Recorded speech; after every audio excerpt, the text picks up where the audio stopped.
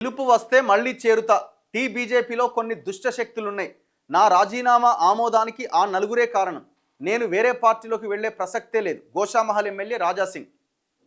ఇప్పుడు గోషామహల్ ఎమ్మెల్యే రాజాసింగ్ గారు మొన్న బీజేపీని కిషన్ రెడ్డిని అక్కడున్న ఒకరిద్దరు సీనియర్లని లక్ష్మణ్ లాంటి వాళ్ళని తూర్పారబడుతూ ఆయన చేసిన వ్యాఖ్యలు, దాంతో ఆయన మొన్న రీసెంట్గా బీజేపీ అధ్యక్షుడిగా రామచంద్రరావుని నియమించడం, ఇవన్నీ ఆయన తట్టుకోలేక పార్టీకి రిజైన్ చేసిండు.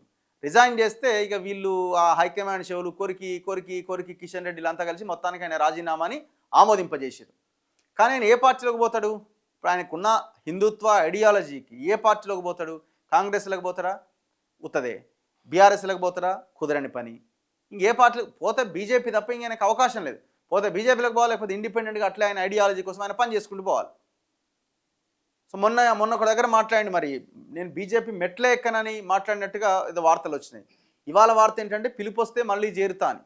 ఆయనకు అంతకుమించి ఆప్షన్ ఏం లేదు. ఆయనకు అంతకుమించి ఆప్షన్ లేదు. ఒకటి, వితౌట్ బీజేపీ రాజాసింగ్ ఒక ఎలక్షన్ని ఫేస్ చేయగలుగుతారేమో కానీ ప్రతిసారి ఎలక్షన్ని ఫేస్ చేయడం అనేది చాలా కష్టం. అల్టిమేట్గా ఒక లీడర్, ఆ లీడర్ వెనకాల పార్టీ అనేది కూడా చాలా కీలకం, వ్యవస్థ అనేది కీలకం.